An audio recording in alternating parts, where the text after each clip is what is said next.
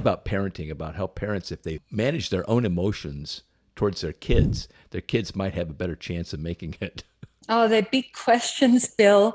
I think it is good to start with marriage and think about the patterns for dealing with our insecurities in marriage, and then how they can flow over into children becoming part of a triangle in our marriages or in our ruptured marriages. They're still part of a triangle after divorce.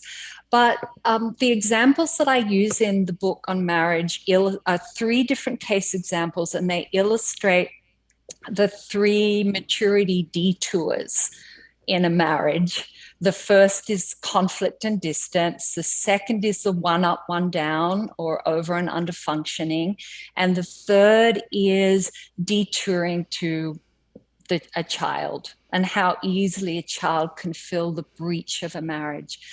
Bowen theory makes clear that all of these patterns are adaptations. They help people manage, they reduce the experience of stress and anxiety.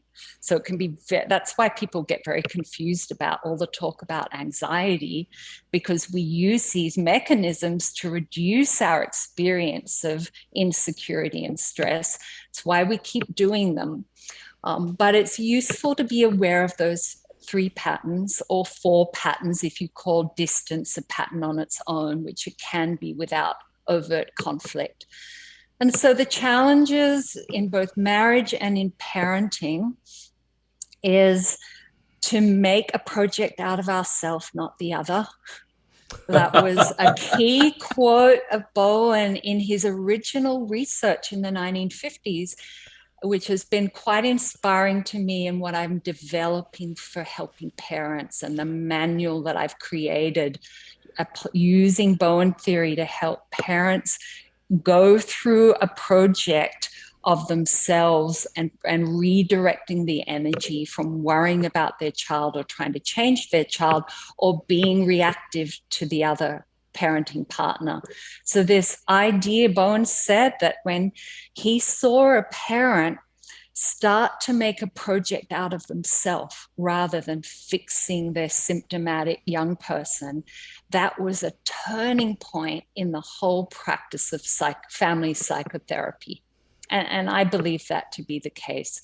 That's the turning point for a parent or any of us in any relationship, to begin to get interested in what's going on for me. How am I part of this cycle that is getting us nowhere, that my child seems to be doing worse, becoming more reactive, more irresponsible, more dependent?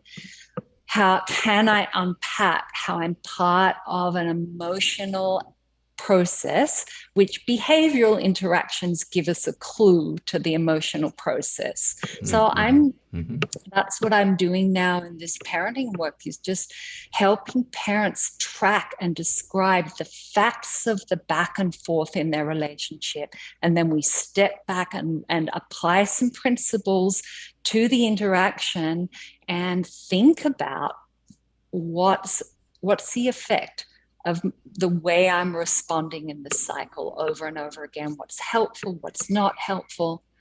So I hope that gives a bit of a flavor to your question. I'm excited to hear more about the Family Hope Project, Jenny. This is really exciting stuff that you're working on.